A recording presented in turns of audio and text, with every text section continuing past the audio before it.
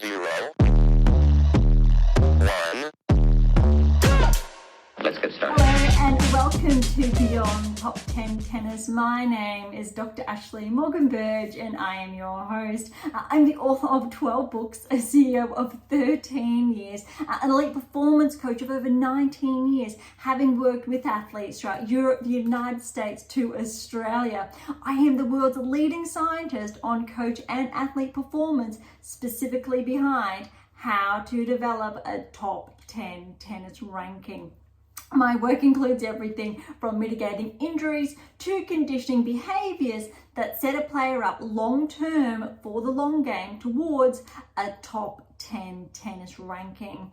I'm behind theories from the optimal performance theory, optimal behavior for optimal performance, the barrier breaker, the rule of transference to the golden rule.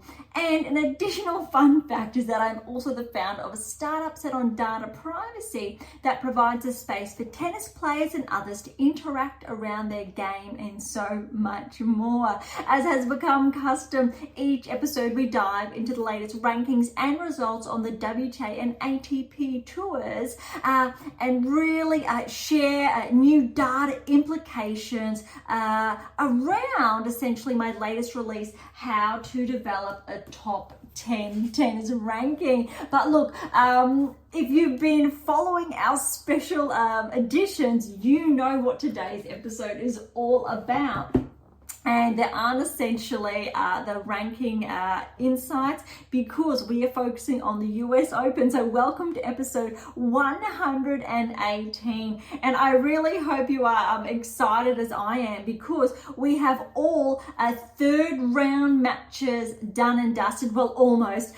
Currently, we have one women's match that is underway, Haddad Maia and Kalinskaya. That will wrap up all third round action. To look at all round of 16 results. And again, if you've been following us for some time now, you know how important that metric is. So again, if you've been with us for some time now, thank you so much. I really appreciate your support. If you are new, thank you so much as well. I really would encourage you though to track back to our earlier episodes. Essentially our first 50 through to 70 episodes really focused on my earlier releases, The Secrets to Optimal Performance Success, and then we started getting into The Secrets to Optimal Coaching Success that really shared key insights, set those foundations. Whereas this year, we really dived into more of the nitty gritty, focusing on, say, the elite player development, whereas the early episodes set the stage for the developmental athlete, the high performance athlete, and what you really need to do now to track from top 100, top 50 through to the top 20, top 10. Latest release came out around just before Christmas last year. How to develop a top 10 tennis ranking, and around 2 years prior was the 7 keys. Obviously there are 12 books there. One of them is, however, my fictional release. So there's 11 books that really are a stepping stone to progress you towards not only that top 10 tennis ranking, but when we're really looking at longevity inside the top 10, Grand Slam success, so round of 16, semifinals, finals, winning those Grand Slams, what differentiates the players who actually win Grand Slams. Really exciting, but I won't hark on that today. I really want to dive into third round results. We have had some very, very big upsets. One primary very big upset. For those of you who have been following live, you know what I am insinuating essentially. With that one match on the WTA Tour about to wrap up, let's dive into all of the results on the WTA Tour. We're going to have a look at all the outcomes for third round matches and this round of 16 lineup before we then cross over to the ATP, so the men's side, and we will do the same.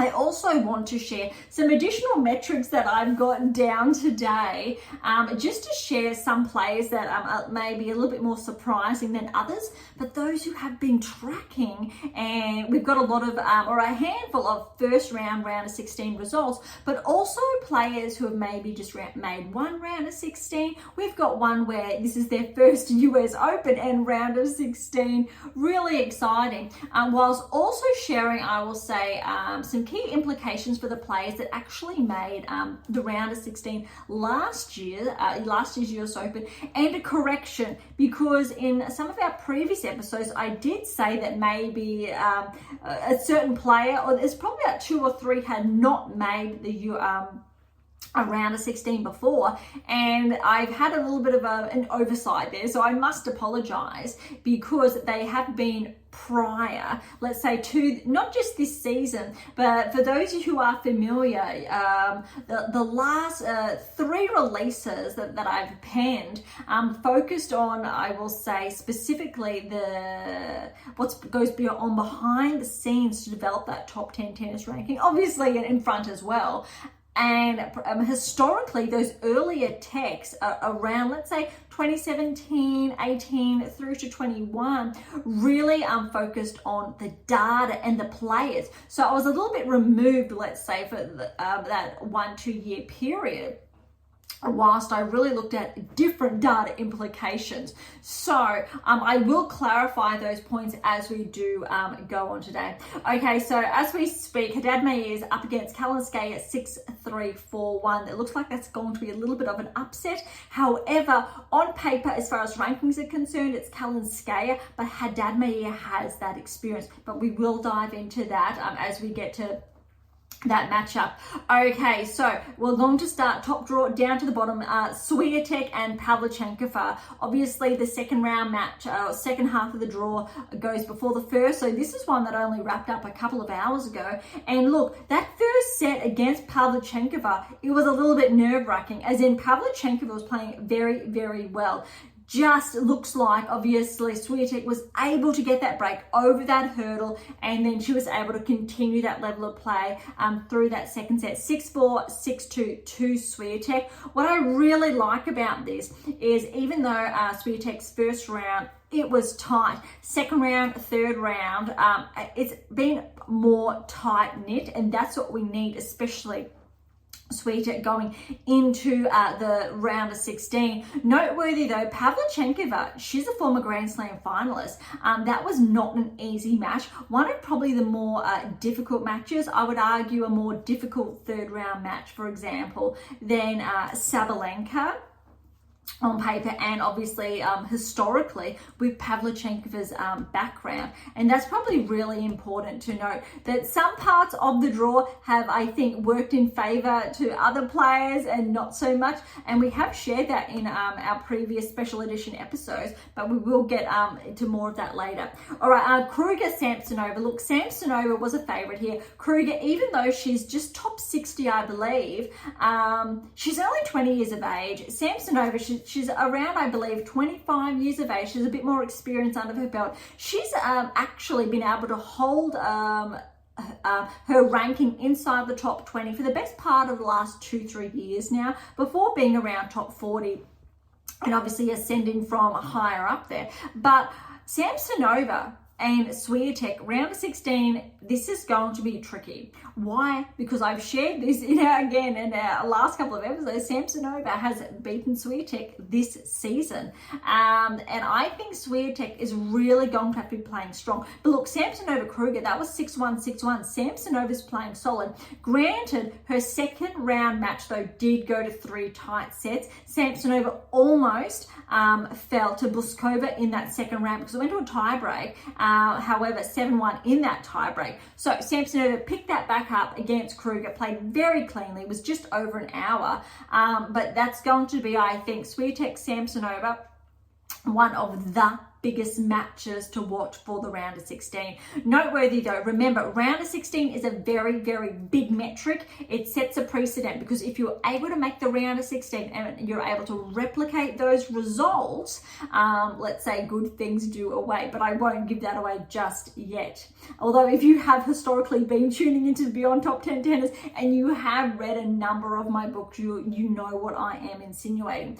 Okay, as we go down, we've got Irani Schneider. Look, on paper, Schneider was favourite, 18th seed. Irani, though, she's been a Grand Slam finalist. But noteworthy, before I move on actually to Schneider, one metric that I do have about Samsonova here is that she has made the round of 16 once before in 22.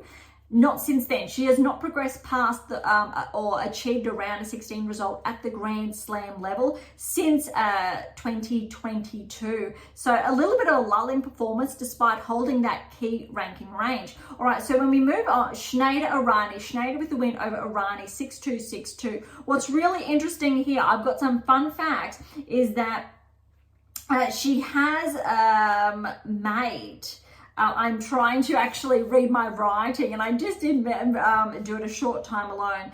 But this is Schneider's first round of 16 result. It's her first US Open she has ever played. That's huge, and it is only her 6th Grand Slam that she's played. As far as her rankings concerned, this time last year, roughly, she was around 60 in the world, or that was where she started her ranking peak in 23.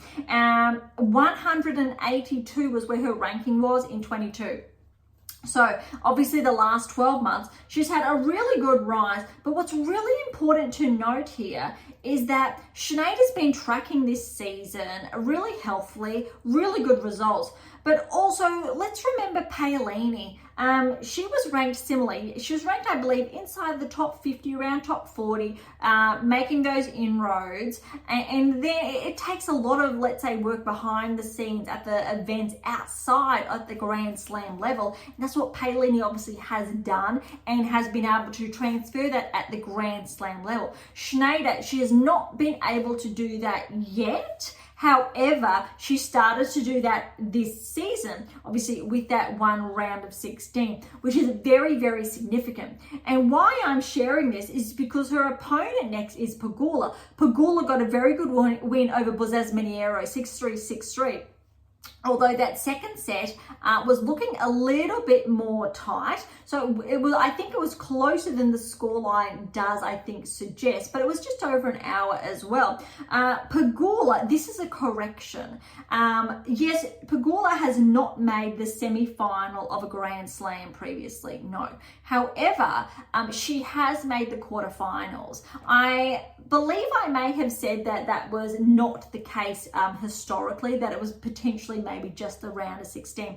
What's really, I think, important to note here, Pegula has made 6 quarterfinals at the Grand Slam level in the past 4 years. However, this year I've been repeating myself on multiple occasions that her ranking does not correlate with her results. So Pegula has not made the round of 16 at a Grand Slam this season. That has not happened, and why I have been sharing that. However, in 2022, Pegula made 3 quarterfinals, and that qualifier aligned with her ranking high, I believe around number 3 in the world, which is very significant. Badosa, when she achieved her career high of 2, had not even achieved those metrics at the Grand Slam level. Although there is no semi-final to her name, no finals. Though we know historically in the last couple of weeks what's Pegula's level of play and how that has been, and why this is a very interesting lineup. You have to favour Pegula on paper to make that quarterfinal at least this year, because it's a little bit of an anomaly, so to speak, and it really will back up her ranking because she was one of the anomalies inside the top 10 that was not correlating. There are other players, but that's in previous episodes I have shared that. Schneider is a dark horse, and I've shared this in the past, I want to say the best part of the last 3-4 months, that if she kept on tracking, she would make the top 50, top 30, top 20, and she kept tracking, and so our data was like, yes she has, and we were able to obviously deduce those correlations. Really exciting, because I love it obviously when our data is allowed is being able to share with you, and that's how the power of our predictive analytics. So fun facts there on Samsonova, Schneider and Pegula. Okay, dropping down to the following matches. Look, Poche and Wozniacki. Ponche, she's ranked just inside top 150, and you need to be mindful that she did have a walkover against Rybakina in that second round. Wozniacki, she's been playing solid. She got the win over Ponche, 6-3, 6-2. What's really, I think, important here, and I did pen this down prior, is that it's actually only Wozniacki's 4th Grand Slam back. I thought maybe she'd been back, or she came back this year at the Australian Open. I did share, I believe, in our earlier episodes, but no, she came back at the US Open last year. And what's really noteworthy is that Wozniacki actually made the round of 16 on her return last year at the US Open and fell to golf. She has made the round of 16, yes, US Open in 23. But we know, obviously, historically, she won a Grand Slam. She's made the finals, I believe, at the US Open on multiple occasions. But she's going to potentially have... she will play the winner of Haddad Maia and Kalinskaya. So I'll give an update on that score, and Haddad Maia has got the win there. So Haddad Maia over Kalinskaya 6-3, 6-1. So what this means actually is that Wozniacki will be playing Haddad Maia in the round of 16. And what's I think significant about that is that Haddad Maia historically has not been tracking. We know, I think, she's a former top 10 player, but this season, she hasn't been tracking as much as potentially previously she has been, and why she's had a rankings regression. Outside, I will say she was inside the top 20 and has slipped inside the top 30 now. She is seeded 22. Potentially after the US Open, she will crack back into the top 20. But Wozniacki, she's familiar with these stages. She knows what these courts are all about. And potentially, again, look, she fell against golf last year in the round of 16. You need to give Wozniacki a shot here to make a quarterfinal berth, which will be very, very impressive. Granted, it's only her 4th Grand Slam back since coming out of retirement. What's really important, though, I believe Wozniacki is 33, 34 years of age.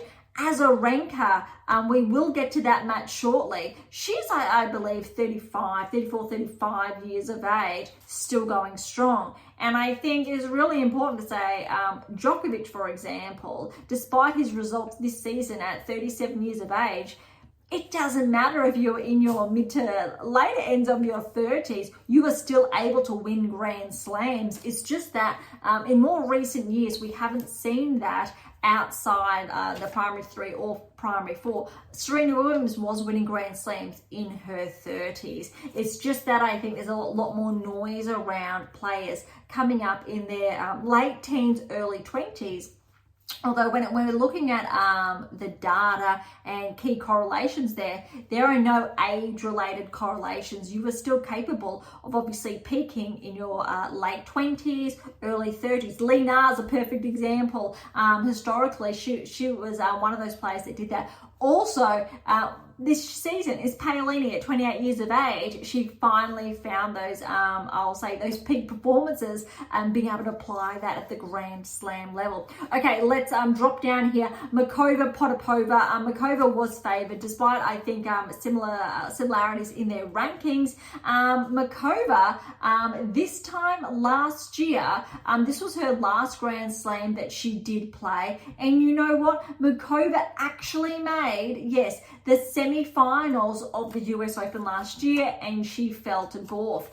4 and 5, very close. She was the 10th seed this time last year, and she only dropped out of the top 10 because she obviously had to have that wrist surgery.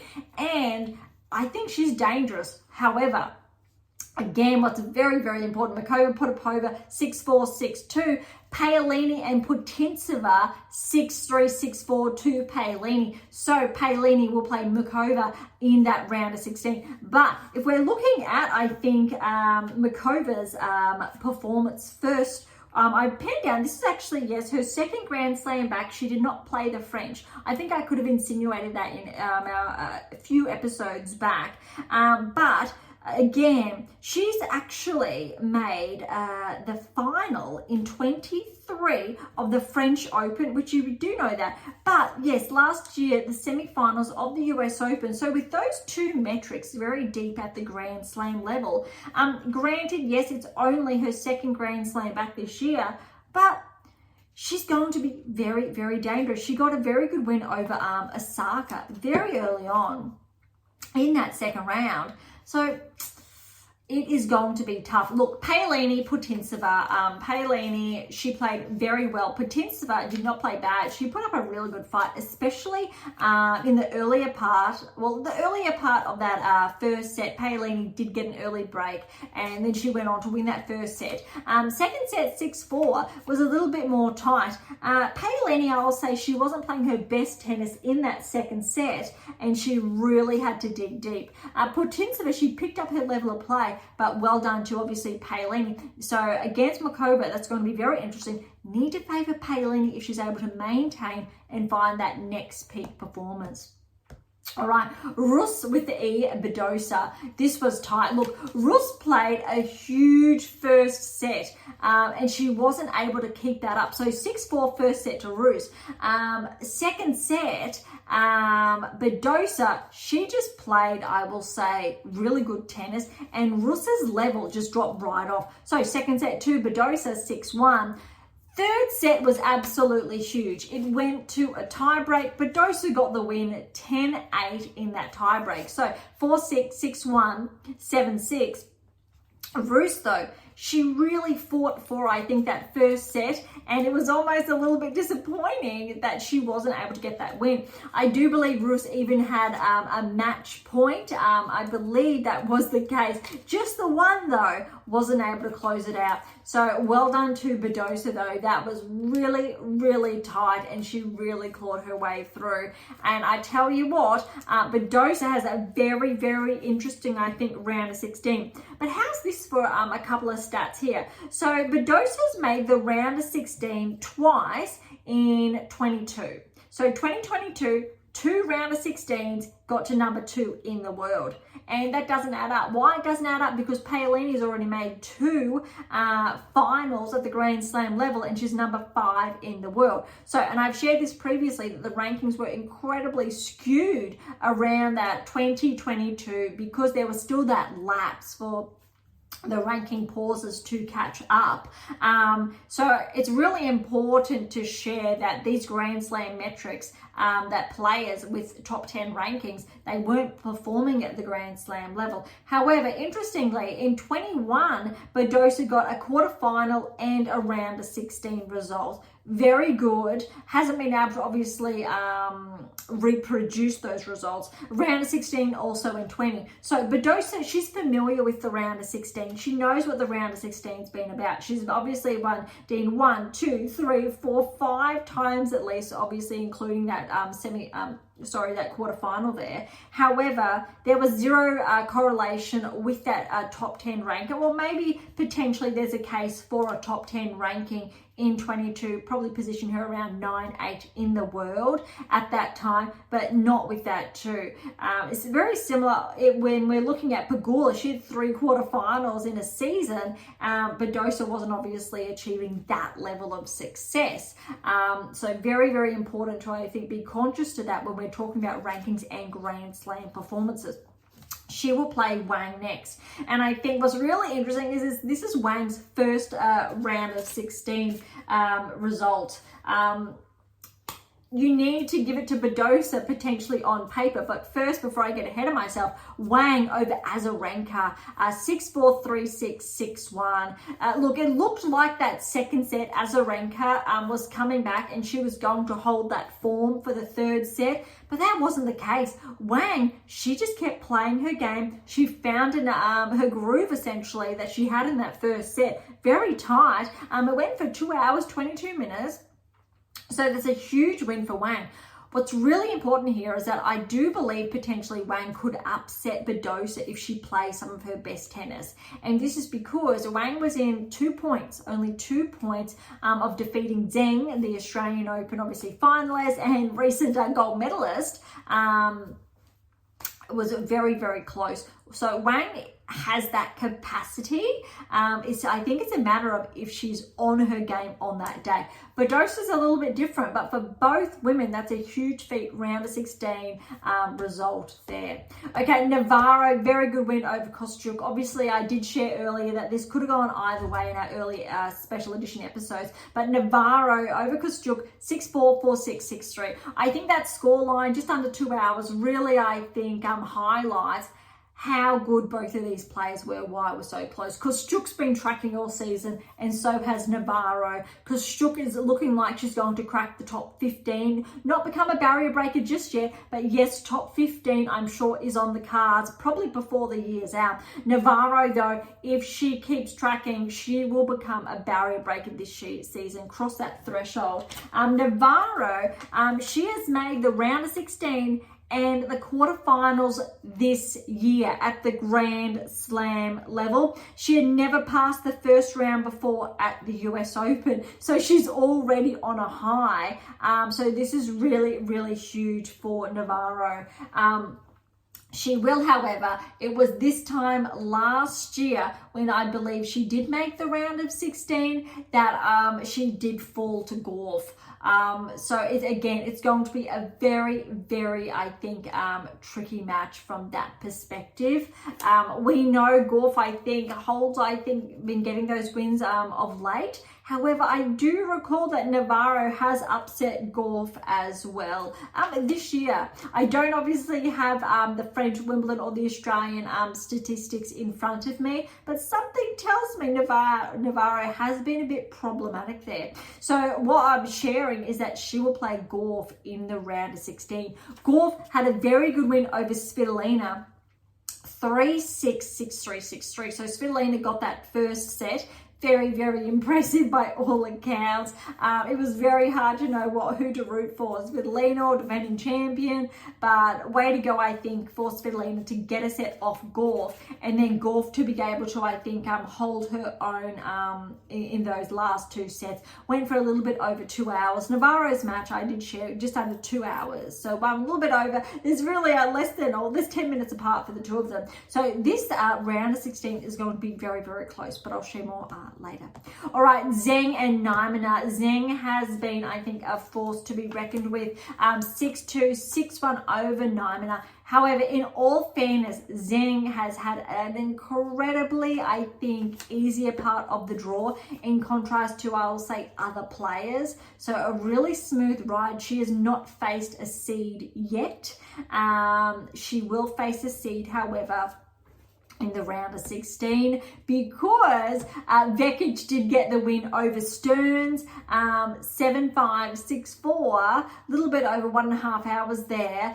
Zheng's match over Naimana was 1 hour 20, so in all fairness, that 2-1 scoreline probably doesn't do it justice. However, it's going to be a round of 16 rematch of the gold medal match of the Olympics only a couple of weeks ago. And I think that is probably the second hugest round of 16 lineup. I'm really looking forward to that. Whether or not Vekic can get the revenge or not will be really interesting. You need to give it to Zheng though, granted that she did make the quarterfinals last year. Okay, Keys and Mertens was next. Mertens did come away with the wins over Keys, so this is an upset. 6-7, 7-5, 6-4, incredibly close, just under 3 hours. I'll say that scoreline again. 6-7, so 5-7 for that tiebreak. 7-5, 6-4, that's huge. Mertens, she's had a career high of number 12, so she has not been inside the top 10. I thought maybe she just jumped into the top 10 a few years ago, but she was around inside the top 20 for a good, I'll say, 4 seasons there. Recent regression, she is seeded 33, but she definitely is a top 30 player. She's made 3 round of 16 results in 22, and that's huge. Noteworthy though, those 3 round of 16s in the one season, not the US Open. A quarterfinal she has made at the US Open before in 2019 and in 2020. So Mertens It's not the first time she's been here. Obviously, it's the same case for Keys. Look, Keys, she faced Pegula in the round of 16 last year, and she did get that win. And then in the quarterfinals last year, Keys got the win over Vondrasova, and she fell to Sabalenka in the semifinals in 3 sets last year. Took the first set over Sabalenka 6-love, and then Sabalenka got the last 2 sets in tie breaks. Keys was absolutely favoured to make the semifinals this season or this year, despite obviously the draw to her ranking, and potentially she would have faced Sabalenka again in the round of 16. Could have got some revenge there, but it was Mertens' very, very tight match. Mertens will play Sabalenka, however. Sabalenka with a very good win over Alexandrova, 2-6, 6-1, 6-2. Alexandrova played a huge first set. Sabalenka's game, it really wasn't there. However, what's really important to note is that Sabalenka, she was able to pick up that form in the second set and third set. And I think that's what's really important, I think, to note. So looking at Sabalenka and Alexandrova, very, very tight. Sabalenka, she did drop off there. Found, I think, her rhythm and that form in the second and third set. And it actually went for 1 hour and 40 minutes. So much less than, say, the Mertens-Keys match, which went for just under 3 hours. Very noteworthy to share there. All right, that's all the matches on the women's side for the third round. Let's have a look at the draw a little bit more closely. And really what we're looking at, how things are going to potentially pan out. Swiatek, Samsonova. If we're going on seeds, quarterfinals looking like Swiatek and Pegula. However, Schneider is going to be difficult, and so is Samsonova. So 2 round of 16 ones to watch. Obviously, going on seeds, Swiatek is favoured to progress through to the semi-final. All right, the other side, the semi-final, my apologies, Wozniacki. This is a huge, I think, opportunity for her. She will play Haddad Maia. If Haddad Maia gets the win over Wozniacki, I think it will be her first quarterfinal at the Grand Slam level. Not 100% there. However, it's a very good opportunity, I think, for Wozniacki, considering she's recently been peaking, and considering for Haddad Maia, she's recently been regressing. It'll be very interesting either way there. Paolini Mikova, I did share that's going to be a very tricky one. But look, seeds alone, you need to favour Paolini. I think what's really difficult here is that Paolini and Swiatek are on the same side of the draw. So we won't be seeing, let's say, a French Open rematch. So seeds alone again is looking like Swiatek and Paolini on paper, again, just seeds alone for that semi-final. There are, however, a lot of potential upsets there. So the seeds really need to, I think, hold their own.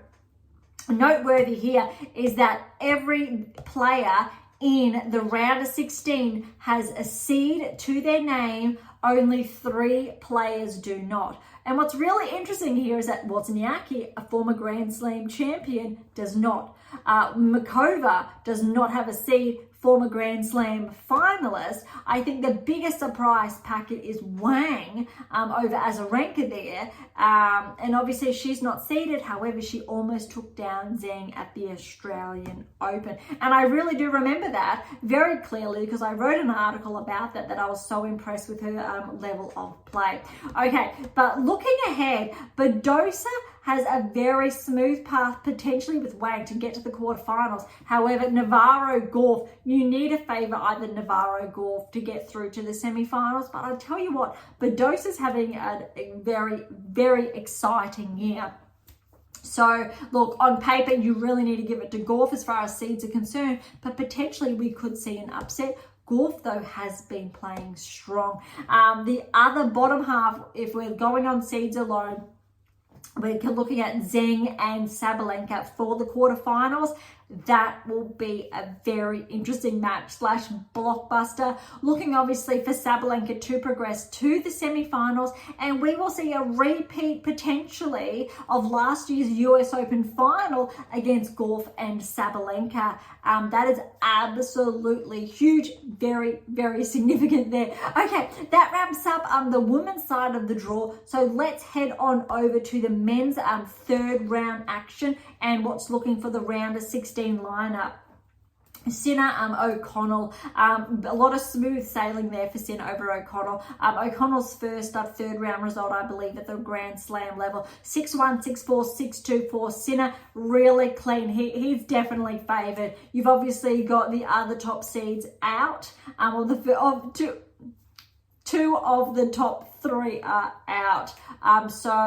Sinner's draw has really opened up very, very big. However, he still has some trouble brewing in his draw. So look, Sinner's playing very well, but he will play Paul next. Paul with a very good win over Diallo, but it was not as easy as potentially anticipated. A little under 3.5 hours, but Paul, look, he went down the first set 6-7, and that tiebreak was 5-7. Then he came back 6-3, 6-1, and that fourth set was quite tight. It was a tiebreaker that Paul got this time, 7-6, 7-3 in that tiebreak. So Diallo should be really pumped with himself. But I tell you what, Sinner and Paul in the round of 16, that's huge. Paul has made, he made the quarterfinals, I believe, at Wimbledon this year. He's made the round of 16 at the US Open last year, but he made the semi-finals of the Australian Open last year as well. So in 23, had a huge, I think, 23 when looking at those metrics.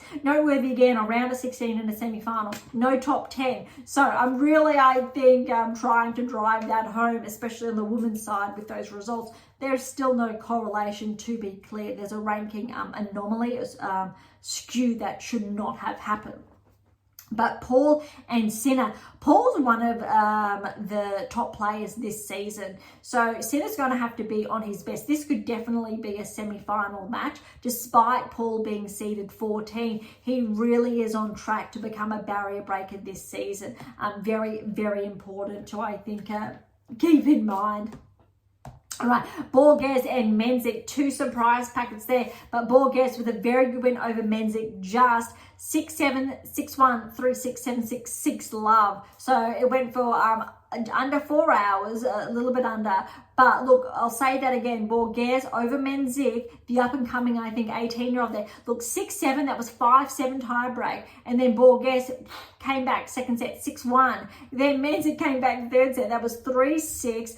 Fourth set in a tie-break again to Borges, 7-6, 8-6, very, very close. I'm not sure, but potentially Menzies did have a match point in the fourth set. But look, obviously Menzies, he's still learning. He's so young still. We don't typically see that many young guns coming on tour on the men's side, the last, I'll say, season, and compared to the women's side. But this is completely understandable with Borges getting that win, 6 love in that fifth set. Borges only got inside the top 100, I've got here, 2 seasons ago. He did make the round of 16 at this year's Australian Open. So that's probably noteworthy to be mindful of. So he knows what the round of 16 is about, but he has a very, very difficult task. Look, this his opponent, that match only finished up just before we were going live today, and that was Medvedev over Kaboli, 3-4-3, a little bit over 2 hours there, relatively clean for Medvedev, but Kaboli played some really good tennis there.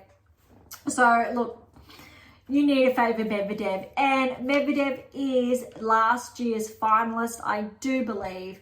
I will just double check here because I did share that I was going to dive into this a little bit more today. And it was Medvedev defeated Alcaraz in the semis last year, and Djokovic defeated Shelton in the semi-finals last year, and Djokovic over Medvedev in 3 sets last year. First and foremost, I think let's just have a quick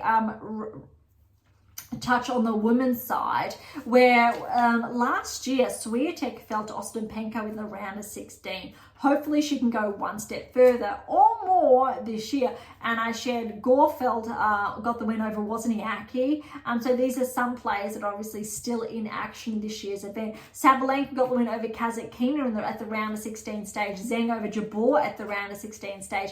Keys over Pegula at the round of 16 stage. Stearns did progress to the round of 16 stage last year, though fell to Vondrousova. Makova again got the winner in the quarters over Sestaya. Gorf got the win over Ostapenko in the quarters. And the other side of the quarters, Keys over Vondrousova, Sabalenka over Zheng, and to round off, I think, semi-final, Sabalenka over Keys in 3 and Gorf over Makova in 2 straight sets. And we just touched on, obviously, the finals results. So when we're looking at the men's side, again, round of 16, we had Djokovic over Gojo. So that's a surprise packet. Fritz over Stricker. 2 surprise packets at last year's US Open. Shelton over Paul. So if Paul can get past Sinner, that will be a very, very good metric for him. And then Tiafoe got the win over Hijakta in 3 in the round of 16. Zverev beat Sinner at the round of 16 in 5 sets last year. So like Paul, Sinner's trying to get past that round of 16 hurdle.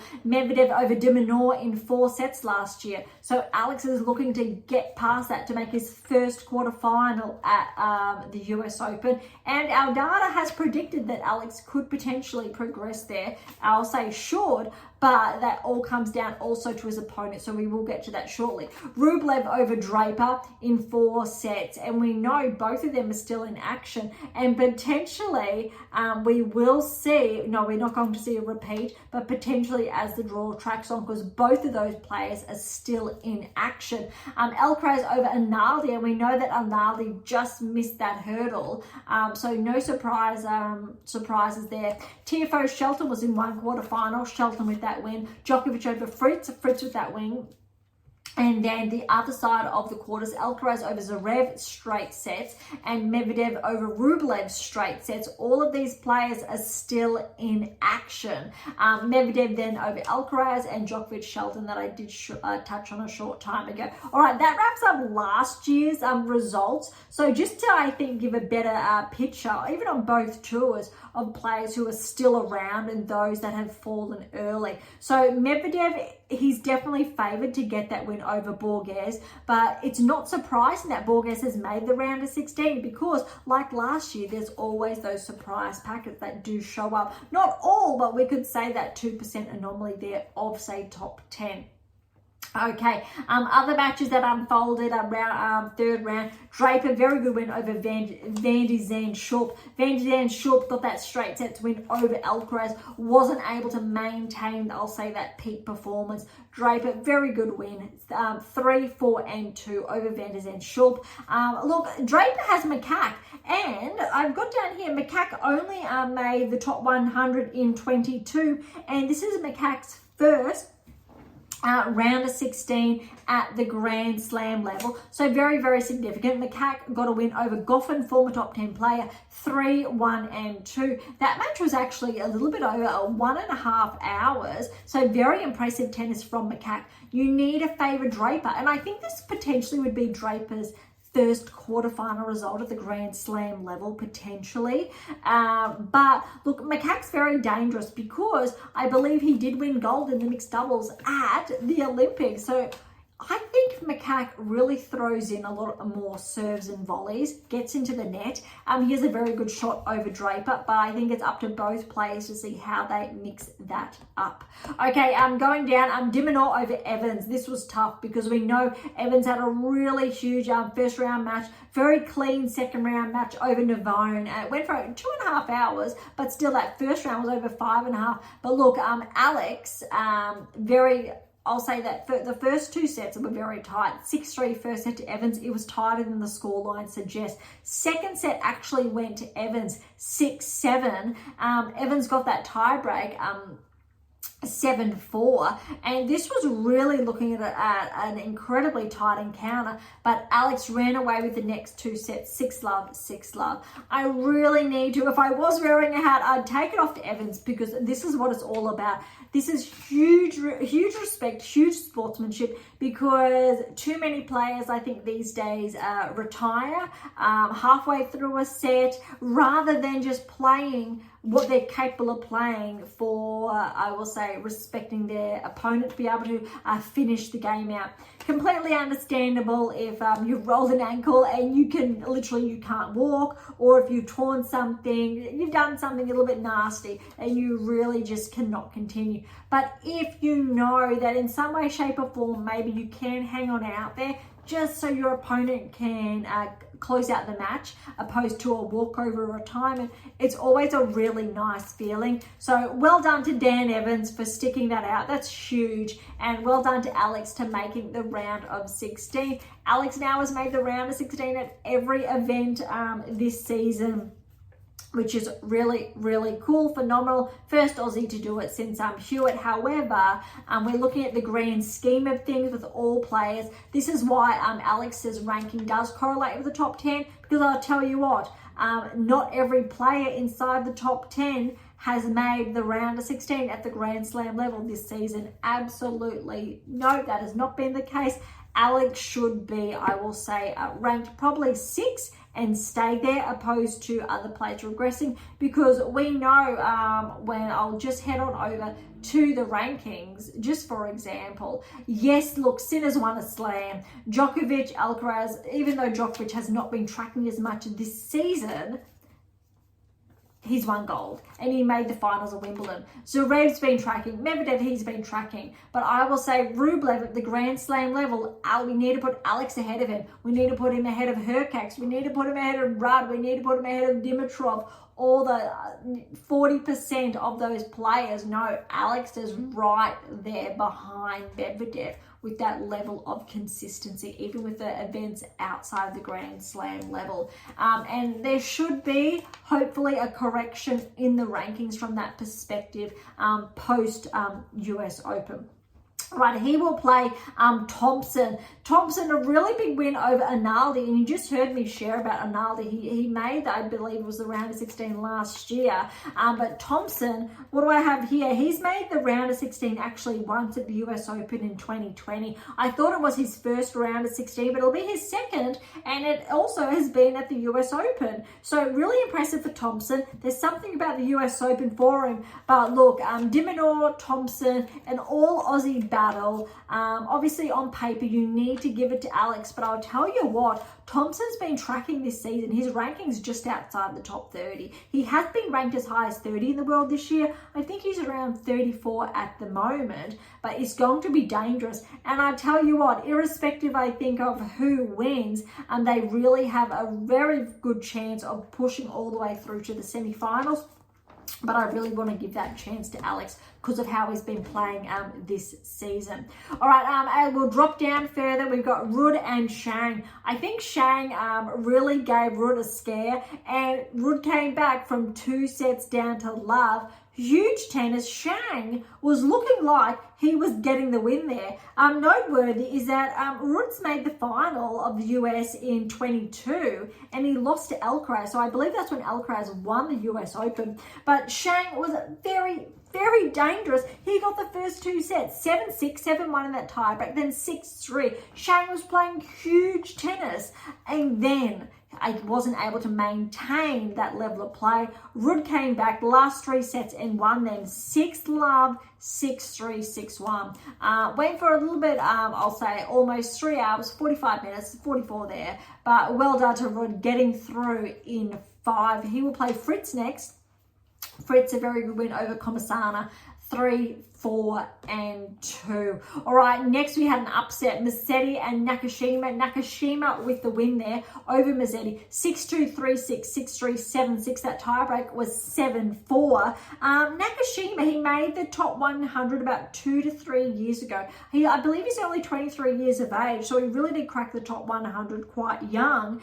He's made the round of 16 once before in 22. So when he was quite, well, he's still very young, but when he would have been 20, 21 years of age. We haven't seen those level of results or that level of play since then. However, he definitely has a shot. With playing that level of tennis over Mazzetti, you need to give him a chance against Zverev. Zverev, relatively clean against Etcheverry in the last 2 sets, but his match went a little bit longer, just over 3.5 hours. But look, Etcheverry got that first set 5-7, Zverev second set 7-5, then 6-1, 6-3. But Etcheverry put up a really good fight there. Dropping down, Rublev Lecheka 6-3, 7-5, 6-4 to Rublev. I think Rublev's playing some very clean tennis. We know how far he tracked last year at the US Open, so this isn't that surprising. He did make the quarterfinals and fell to Medvedev. But look, he's going to play Dimitrov next. And Dimitrov got the win over Griekenspor 3-3-1. And Dimitrov's match went for 1 hour and 39 minutes, whereas Rublev's match went for 2 hours and 3 minutes. Both matches were very clean cut, but Dimitrov has some relatively, I will say, fresh legs. Rublev's earlier match where he came back from 2 sets love down went for a little bit over 4 hours, whereas Dimitrov's match went for a little bit over 2 hours in the second round. Dimitrov's definitely got the fresher legs. I'd love to see, I think, Grigor progress through to the quarterfinals. It would be really, I think, great to see him find that next peak level, because Dimitrov was not in the round of 16 last year. Just double checking that.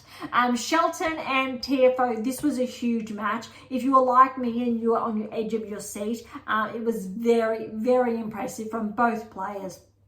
It was always going to potentially be very, very close, a little over 4 hours. TFO with the win over Shelton, 4-6, 7-5, 6-7, 5-7 in that tie break, 6-4, 6-3. Really, really huge tennis there from both players. You need to favour TFO in his next match. However, Popyrin with the win over Djokovic, the biggest upset. Sure, Alcaraz was upset, but I think arguably this was equally as big of an upset. I think this is the first time Djokovic had lost at the third round stage since for a number of years. I think about 5-6 years at least there. But look, Popyrin, Djokovic, 6-4, 6-4, 2-6, 6-4. Djokovic looked like he was getting a bit dangerous in that third set, but Popyrin, he held his own. It was only really one break there, but he held his own. It was so close, and it was just those one breaks here and there. So well done to Alexei. First, I believe, round of 16 result that he has achieved. Very, very significant. So it's the first time for him. But look, he won the 1,000 event a little over a fortnight ago. He has TFO next. TFO is going to have the crowd behind him, but it would be absolutely incredible for Popyrin to progress through to the quarters.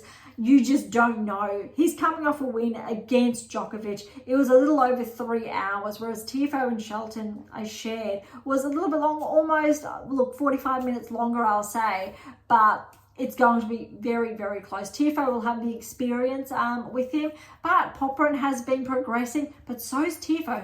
He did regress, but he's been progressing again as well. All right, let's head on over, have a better look at the draw now and the lineup. We've shared, if we're going on seedings and Sinner gets the win over Paul, then Medvedev and Sinner for a quarterfinal.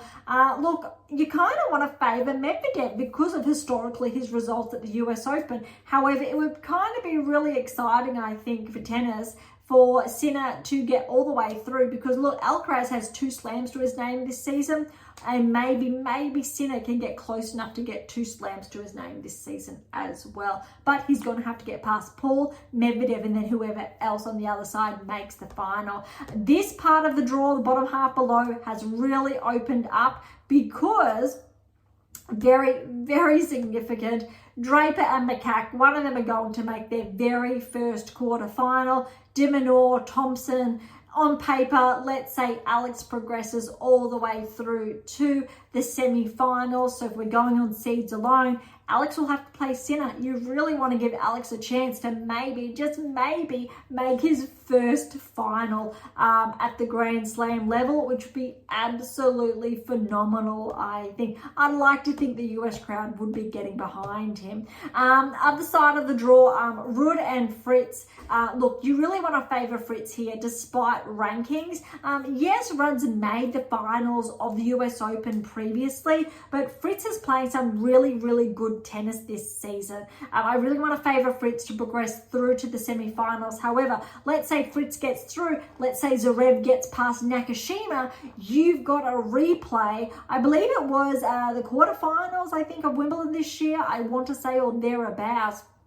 And I know they met, I believe, at Roland Garros as well. But Zverev and Fritz then, quarterfinals will be absolutely massive. I'd love for both of them to progress just so we can see that caliber of play and that potential rematch there.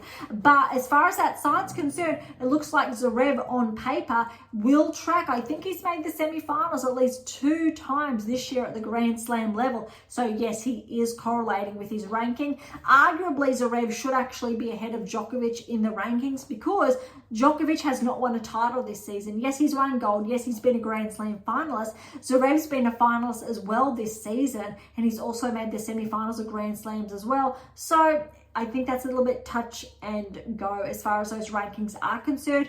After the US Open, I would expect a little bit of a correction and for Djokovic actually to be 4 then in the world and Zverev to be placed still at, well, to progress just 1, to be 3. I can't remember the last time Djokovic was 4 in the world. I remember 1, 2, and 3. I remember when he was just outside of the top 10.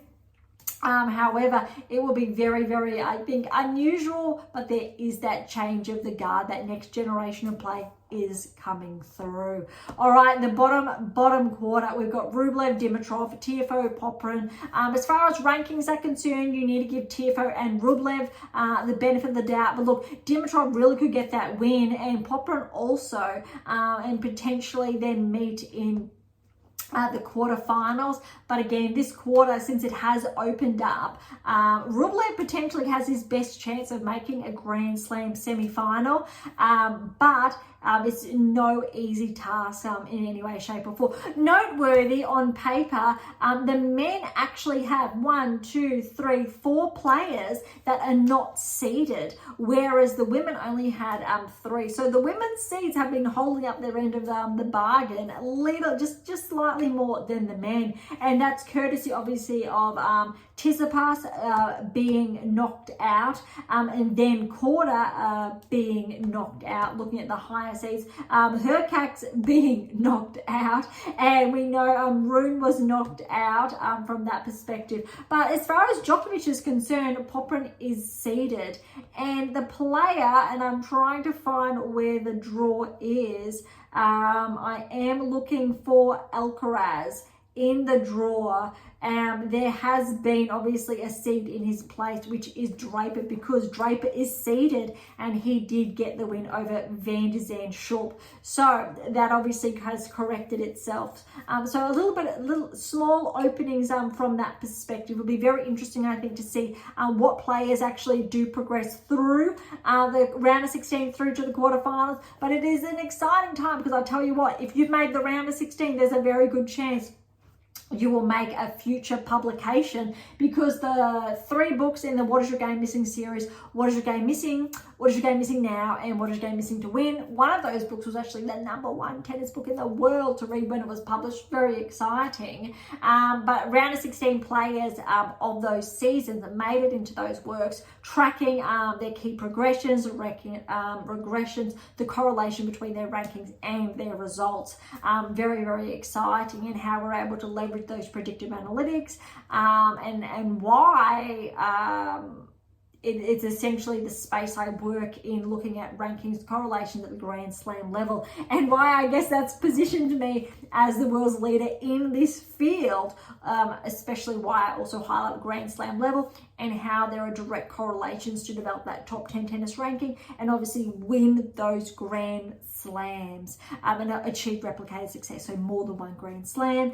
There's so much more to that, but I'm going to wrap up today's episode on those notes. We've covered all third round matches of the women's side, men's side. We've touched on last year's US Open results, the players that are still in action and those that are not. But I tell you what, we've got some blockbuster round of 16 matches ahead. All right, thank you so much for listening. To grab a copy of my new release, How to Develop a Top 10 Tennis Ranking, or the 7 Keys, or any of my other books, head on over to AIMA International or head on over to Amazon, where you can, irrespective where you're based in that world, either or. Any comments or questions, head to AIMA International or Topic Thread, the social platform set on data privacy, or leave your comments directly on YouTube or Spotify. To interact with Beyond Top 10 Tennis, head on over to AIMA International, or you'll see our social handles in the episode notes. To catch up on our blogs, head to AIMA International and look for our blog tab, or head on over to Substack, and all links again are in the episode notes.